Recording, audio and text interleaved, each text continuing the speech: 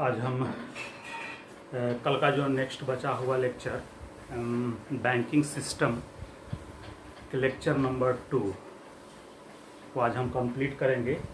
उसमें हम structure of the banking system के बारे में पढ़ चुके थे, बट आज हम यहाँ पे बैंकिंग सिस्टम था, बैंकिंग वो दो तरह का हम लोग इसमें डिवाइड किए थे। एक शेड्यूल्ड बैंक्स और दूसरा नॉन शेड्यूल्ड बैंक। इस दोनों बैंक के बारे में आज हम चर्चा करेंगे। ये दोनों बैंक एक्चुअली फंडामेंटल रूप से तो हम कल बता चुके थे कि इसमें प्रॉब्लम क्या मतलब कि अलग किया जा सकता है, इसमें क्या हमारा अलग अलग दोनों में डिफरेंसेस है। तो मेनली हम यहाँ पर लेकर चलते हैं और यहाँ पे देखते हैं कि सबसे पहले शेड्यूल्ड बैंक के बारे में हम पढ़ेंगे कि शेड्यूल्ड बैंक क्या है और कि कैसे वर्क करता है शेड्यूल्ड बैंक।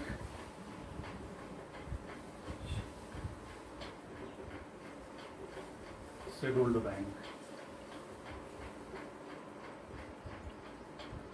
बैंक्स के बारे में हम पढ़ेंगे।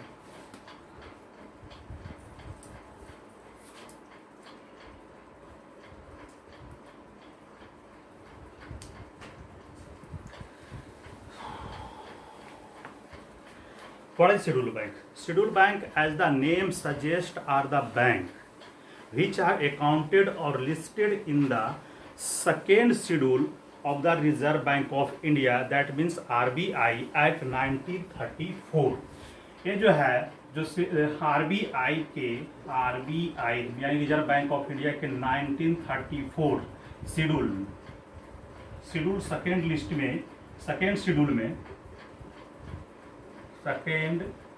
Schedule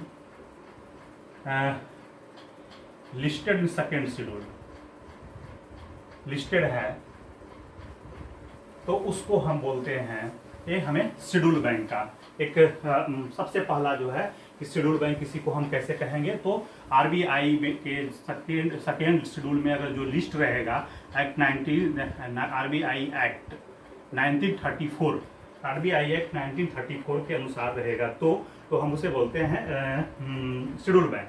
to qualify as a schedule bank the bank should confirm to the following condition. इसके साथ साथ कुछ कंडीशन है, जो कंडीशन है उसके बारे में हम चर्चा करते हैं कि ये सब कंडीशन क्या क्या है शेड्यूल्ड बैंक बनने के लिए। 2 से 4 कंडीशन है जो हम मेनली हम इसको करते हैं। पहला है the total cap value of paid amount paid up capital and reserve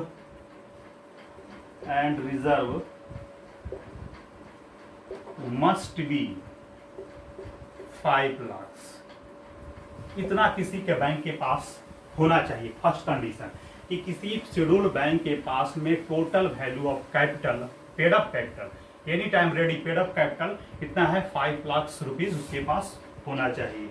next है the bank required to satisfy the central bank its affairs are not carried out in a way that causes harm to the interest of the depositor। Second जो है इसका condition कि ये RBI के यानी reserve bank of India के सारे norms को फॉलो करते हुए, रिक्वायर को अफेयर को फॉलो करते हुए, बिजनेस को फॉलो करते हुए उसे एश्योर करेगा और किसी भी तरह का कोई कारण नहीं बनेगा कि डिपोजिटर का जो इंटरेस्ट है वो हार्म हो, कम हो और उसे रिस्क उठाना पड़े। इस तरह का बैंक को नहीं रखना चाहिए। नेक्स्ट है थर्ड जो है the bank needs to be a corporation rather than the proprietorship और पार्टनरशिप। कॉपरेशन पे बैंक क्या किस चीज पे चल रहा है, थर्ड पॉइंट है कॉपरेशन वेरी नीडेड कॉपरेशन बहुत जरूरी है रेदर देन प्रोप्राइटर्स और सोल पर्पसेस। ये सब सारे तीन बेनिफिट यहाँ पर जो दिखाया गया है शेड्यूल्ड बैंक के लिए। अब हमारा क्या है कि इसमें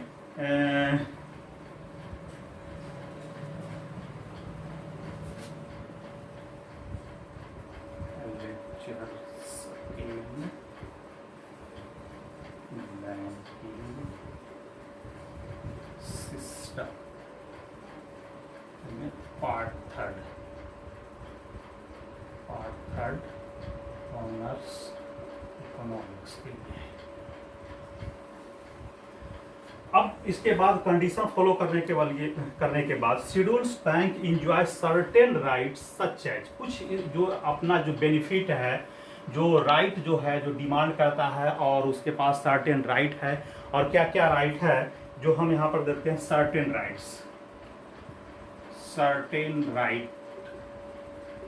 ऑफ शेड्यूल्ड बैंक्स,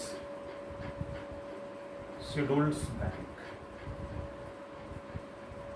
पहला क्या है तो हम देखते हैं, right to receive refinance facility from the apex bank, right to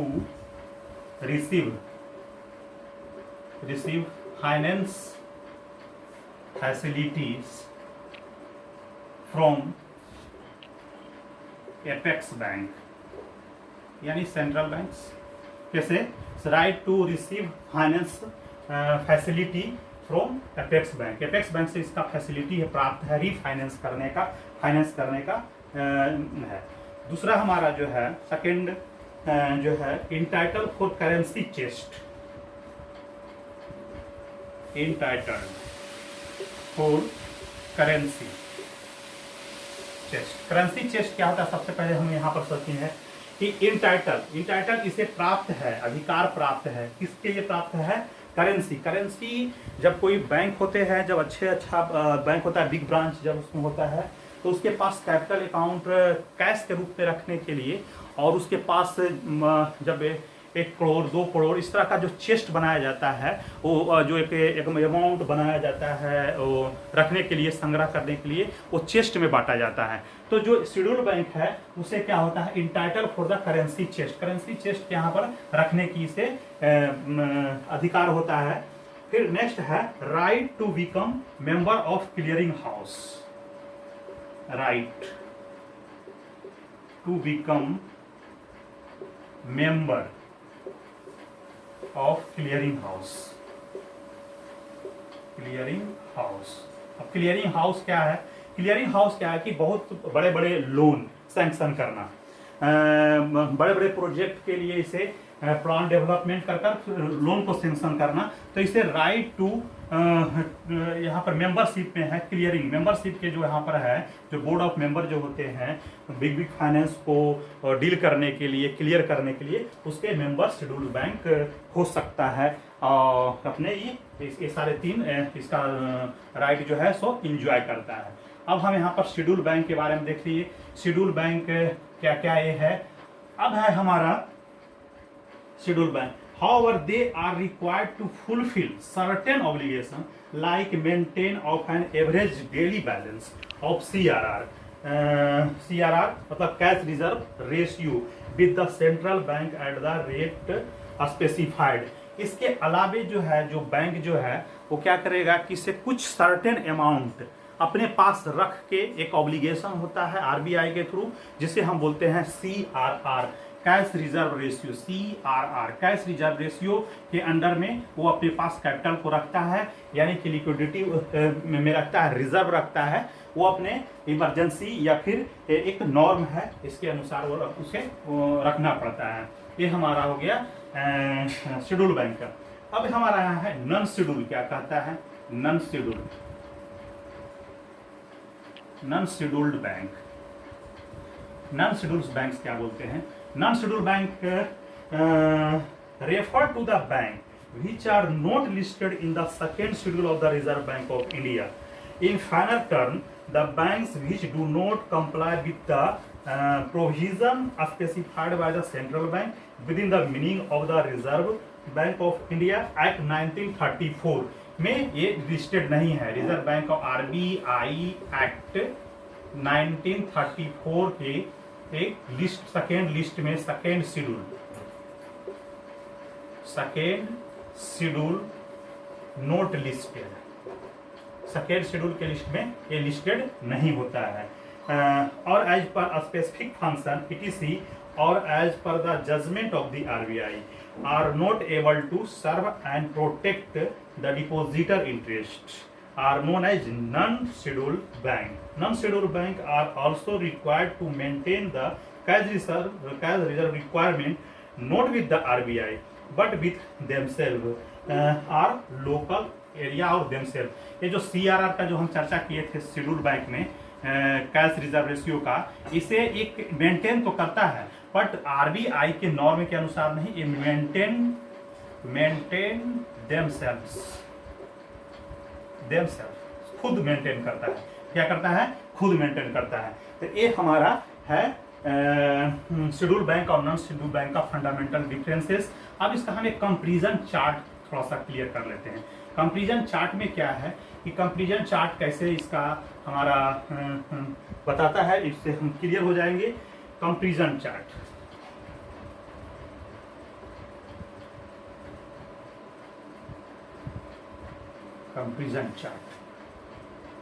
comparison chart, basis for comparison chart, basis for comparison chart. Schedule bank, दो तरह का बैंक है, scheduled bank,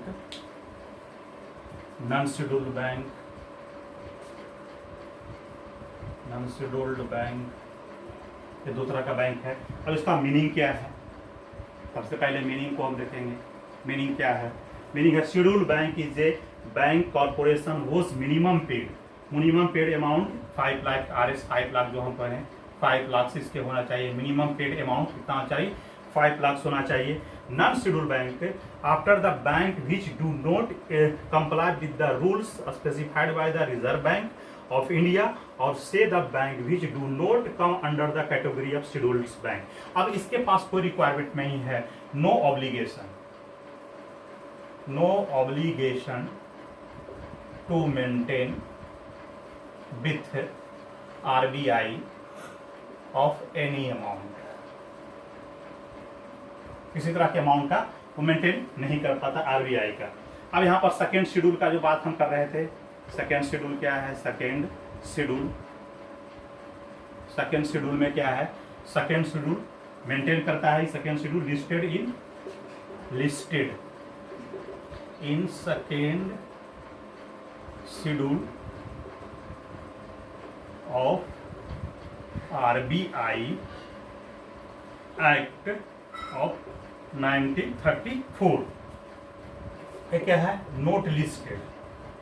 note listed in second schedule. ये second schedule में listed नहीं है RBI के 9434 के एक्ट में। फिर इसका क्या है? CRR, cash reserve ratio maintain with RBI, maintain with themself. अभी क्या है? मेंटेन विथ देमसेल्फ, खुद के CRR को नॉन शेड्यूल बैंक में मेंटेन करता है। फिर हमारा क्या है? Borrowing,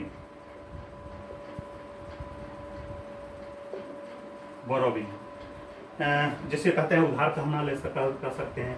schedule bank to allow to borrow money from RBI for regular banking purposes. ये RBI से बोरो कर सकता है for regular regular businesses, for smooth play of regular business. इसमें क्या है? कोई राइट है? No such not allow to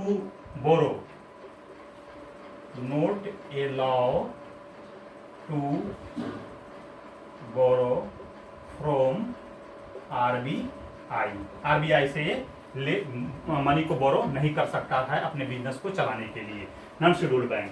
फिर यहाँ पर है return to be submitted periodically. Returns कितना इसके पास आ रहा है, return to be submitted periodically, एक समय अंतराल के साथ इसको सबमिट करना पड़ता है उसका रिटर्न। ये है no such provision of submission periodically, इसी तरह का no such provision to report periodically,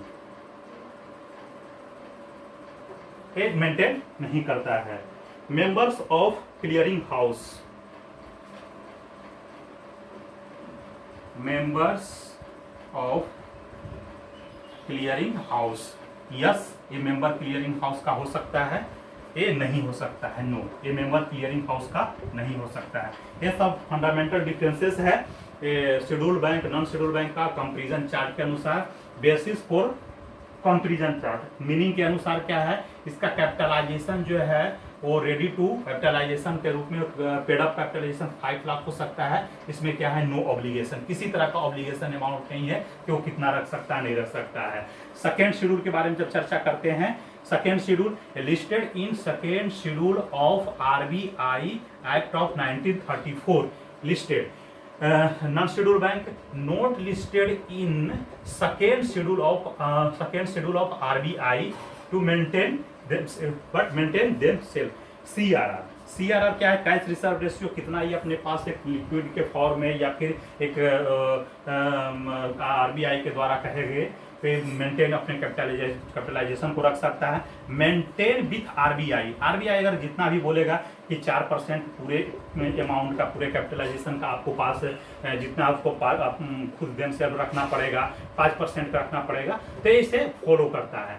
but maintain themselves, एक किसी एक RBI इस पर इम्पोज नहीं कर सकता या फिर ये मानने के लिए नहीं है कि बाध्य है कि हम 4% रखेंगे अपने कैपिटलाइजेशन का कि 5% रखेंगे, ये मेंटेन करने के लिए देमसेल्फ फ्री है।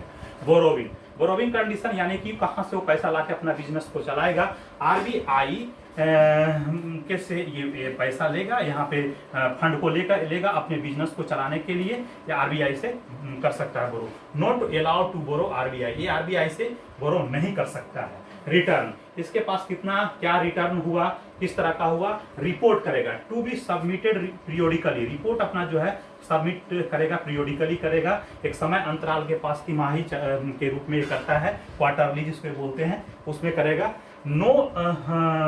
No submission of report periodically. Scheduled banks not submitted report to RBI on the return. Member of clearing house. In the matter of scheduled bank, he is the member of clearing house for smooth businesses running, and in the matter of clearing big loan businesses purposes is a member of the right to member in the clearing house, member हो सकता है, इसके साथ ये नहीं हो सकता है। अब हम ये सब सारे चीज को देख लिए हैं, तो थोड़ा सा इसमें हम जनरल ये बातें देख लेते हैं कि बैंकिंग सिस्टम में टर्म में क्या होता है। कीवर्ड्स, जिसको हम लोग कीवर्ड कहेंगे कि क्या क्या उसे हम कर सकते हैं जो हमें डे टू डे मिलता है, खास करके ये सब सारे चीज़ कहीं भी पूछा जा सकता है और ये हमें जानना बहुत ज़रूरी है जब बैंकिंग हम यहाँ पे पढ़ रहे हैं। तो और इसका फाइनेंशियल इंस्टीट्यूशन जब हम पढ़ेंगे तो उसमें भी हमें इसे करने के लिए मिलेगा, देखने के लिए मिलेगा, यहाँ पर ज़रूरत मिलेगा। हम यहाँ पर अभी देखते हैं कि इसका वर्ड्स क्या है, तो देखते होंगे क्या कि वर्ड्स में बैंकिंग जब वर्ड्स होता है तो कभी कभी जब हर एक क्वार्टरली इसे पेश किया जाता है RBI के द्वारा कि जैसे आप सुनते होंगे CRR, जैसे हम चर्चा कर चुके हैं। CRR के बाद होता है RR, जैसे रेपो रेट, RR CRR का चर्चा तो हम कर चुके हैं। रेपो रेट शॉर्ट में से हम कहेंगे RR, रेपो रेट क्या है। अब रेपो रेट क्या है, when RBI provides a loan to the banks for short term likely between to 1 to 90 days, RBI takes some interest from the bank which is term as repo rate, उसे हम क्या कहते हैं, repo rate भी कहते हैं. Provide repo rate, that means RBI provide fund और money to commercial bank or scheduled bank at a certain rate of interest as known as repo rate. यानी कि बैंक को जब RBI एक नियत रेट ऑफ इंटरेस्ट के लिए उसे जब कोई फंड जब प्रोवाइड करवाता है तो उस रेट को हम लोग बोलते हैं रेपो रेट. हम बोलते हैं क्या बोलते हैं, इसको रेपो रेट करते हैं और उस पर एक मार्जिनल रेट ऑफ इंटरेस्ट लगाता है, उसे हम रेपो रेट बोलते हैं. दूसरा है reserve repo rate. Reserve repo rate, repo rate इसको हम ट्रिपल आर बोलते हैं, ट्रिपल आर भी बोलते हैं. रिजर्व रेपो रेट क्या है, जस्ट इसका इनवर्स है, इसका इनवर्स है. क्या है कि यहाँ पर देख रहे थे कि बैंक जो है RBI है जो बैंक को प्रोवाइड कर रही है. RBI जो है क्या है, बैंक को प्रोवाइड कर रही है एक सर्टेन रेट ऑफ इंटरेस्ट के साथ. इस कंडीशन में रिजर्व रेपो रेट के कंडीशन में क्या होता है कि if schedules bank or commercial bank have enough amount of surplus amount in their branches, in their chest, so bank commercial bank give money to RBI and RBI provide also some interest on this amount. यहाँ पर करता है, ये करता है, ये सब यहाँ पर ये हो गया. यानी कि कमर्शियल बैंक के द्वारा RBI को मनी प्रोवाइड किया जा रहा है कुछ सर्टेन रेट ऑफ इंटरेस्ट पर लेकर. फिर नेक्स्ट है हमारा SLR, statutory liquidity ratio.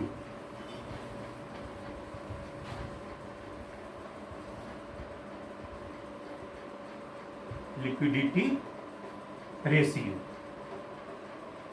SLR इसे बोला जाता है. क्या बोला जाता है, SLR. Every bank has to maintain certain percent of their total, certain percent, कुछ परसेंट के percent of their total deposit in the form of gold, gold, cash, bonds, securities. ये सब एक SLR एक फॉर्म है जिसको RBI बैंक को बाध्य करता है. क्या करता है कि एक सर्टेन अमाउंट अपने क्या when bank deposit its excess, sorry, every bank has to maintain a certain percent of their total deposit. आपके पास जितना डिपॉजिट है, जितना मनी डिपॉजिट है उसका परसेंट आप हमें क्या रिजर्व के रूप में रखिए. और वह आप सिर्फ कैश के रूप में ही नहीं रख सकते हैं, आप गोल्ड के रूप में भी रख सकते हैं, कैश के रूप में भी रख सकते हैं, बॉन्ड के रूप में रख सकते हैं. बॉन्ड उस बॉन्ड को बोलते हैं जो सरकार के द्वारा, गवर्नमेंट के द्वारा बेचा सेल किया जाता है. सिक्योरिटीज के थ्रू रख सकते हैं. ये सब सारे क्या है, एक आप इसे सिक्योरिटीज के तौर पर देखा जाता है, वो आप रख सकते हैं, जो स्टैट्यूटरी लिक्विडिटी रेशियो बोलते हैं. अब CRR तो हम लोग पढ़ ही चुके हैं. CR कैश रिजर्व रेशियो जो RBI के द्वारा बताया जाता है कि इसे आप इतना एक परसेंटेज के तरह पे कितना कैपिटलाइजेशन के 4% या 5%, 6% इतना आपको रखना होगा. अब सारी बातें के बाद में ये चलता है क्या कि ये जो रेट है इसका जरूरत क्यों पड़ता है. इसका जरूरत इसलिए पड़ता है कि जब ये सब सारे चीज को जब बैंक RBI के द्वारा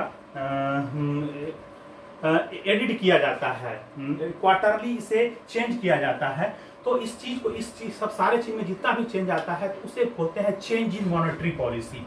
change in monetary policy, monetary policy में चेंज किया गया है. अब मॉनेटरी पॉलिसी क्या है, वित्तीय, आप वित्तीय जो शाखा है उससे उसमें चेंज करता है.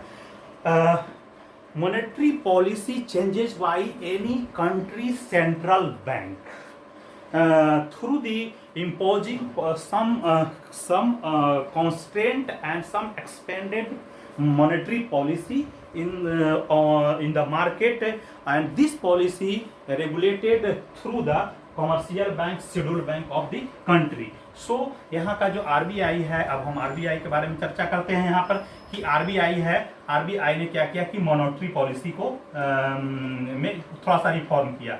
रिफॉर्म करने का मतलब क्या है कि रेपो रेट को बढ़ा दिया, रेपो रेट को बढ़ा दिया, यानी कि जब रेपो रेट को बढ़ा दिया तो वहां से बैंक में आने वाला पैसा, यानी कि आरबीआई से कमर्शियल बैंक में आने वाले पैसे पर रेट ऑफ इंटरेस्ट बढ़ जाएंगे। क्या हो जाएंगे? बढ़ जाएंगे। जब रेट ऑफ इंटरेस्ट बढ़ जाएगा तो मनी क्या हो जाएगा? फ्लो मार्केट में कम हो जाएगा। If rate of interest is high, that means rate of interest of repo rate is high, then bank have obliged, commercial bank have obliged to pay higher amount to the Reserve Bank of India, and this resultant reducing of money in the market, because commercial bank also charges higher rate of interest on the borrowing fund और credit extended of credit extension में ये क्या करेगा? Rate of interest को high कर देगा। इस condition में क्या करा? अब इसमें क्या? रिजर्व रेपो रेट के क्या किया कि अगर आरबीआई ने रिजर्व रेपो रेट ही आपको बढ़ा दिया कि आप हमारे पास जितना पैसा देंगे, सरप्लस अमाउंट है, उस पर हम पहले 3% देते हैं, हम 3.5% आपको देंगे। तो इस कंडीशन से और भी क्या होगा कि मार्केट का पैसा सीधे चला जाएगा आरबीआई के यहाँ, क्योंकि वहां पर रेट ऑफ इंटरेस्ट ज्यादा हो जाएगा, तो ये चला जाएगा। तो ये सब, इसको हम बोलते हैं constraint monetary policy. Constraint monetary policy, यानी कि मॉनेटरी पॉलिसी को संकुचित किया गया है, कम किया गया है, एक्सपेंड नहीं किया गया। मार्केट में मनी को कम करने की जरूरत थी, और इसलिए अब हम यहाँ पर देखते हैं क्या कि अगर इसका रेट ऑफ इंटरेस्ट को कम कर दिया, if repo rate of interest is low, then commercial bank और schedule bank demanded more money because rate of interest is low. In this condition, commercial bank also charges low rate of interest to borrower, to their borrower, यानी कि जो वहाँ उसके लिए उसके यहाँ से जो पैसा लेगा, लोन पे लेता है, उससे कम पे वो चार्ज करेगा और मार्केट में मनी का फ्लो बढ़ जाएगा, यानी कि एक्सपेंसिव मॉनेटरी पॉलिसी हो गया। अब इस कंडीशन में क्या गया? Reserve repo rate. इस पे भी आपको लगेगा कि आप हमें जो पैसा हमें जमा करने के लिए दे रहे हैं, रिजर्व रेपो रेट के थ्रू दे रहे हैं, उसमें भी क्या होगा कि आपका मनी का हम रेट ऑफ इंटरेस्ट कम देंगे। तो यहाँ पर भी मॉनेटरी पॉलिसी, यहाँ पर मनी का क्या होगा? फ्लो मार्केट में आ जाएगा। ये दो मॉनेटरी एक्सपेंशन और एक्सपेंशन इन मॉनेटरी पॉलिसी और कॉन्ट्रैक्शन इन मॉनेटरी पॉलिसी, ये सब सारे क्यों किया जाता है? ये तभी किया जाता है, सबसे पहला होता है monetary policy is aim to stabilize rate of inflation rate को स्टेबलाइज करने का इससे सबसे पहला दायित्व होता है कि इन्फ्लेशन रेट मार्केट में न बढ़े, because inflation is a very dangerous to the development process. Some economists also say, and he said 100% right, some inflation is beneficial to the development of any country economy, but अगर higher rate of inflation चला जाएगा तो इस तरह से क्या होता है कि मनी को मार्केट से हटाने के लिए उस पर रेट ऑफ इंटरेस्ट बढ़ाया जाता है, लगाया जाता है, जिसके कारण क्या होता है कि इसका मनी का फ्लो कम जाता है। और ये हमारा बैंकिंग सिस्टम का हमारा पार्ट जो है, जो हम खत्म कर चुके हैं, और हम नेक्स्ट लेक्चर में जब हम पार्ट 3 का जो लेक्चर देंगे उसमें हम क्या करेंगे कि फाइनेंशियल इंस्टीट्यूशन के बारे में पढ़ेंगे, फिर क्वांटिटेटिव मेथड वगैरह के बारे में पढ़ेंगे, ये सब सारे चीज़ों को हम देखेंगे। So I hope you all students understand with after this discussion on the topics of banking system in India. and very helpful for you. Thank you.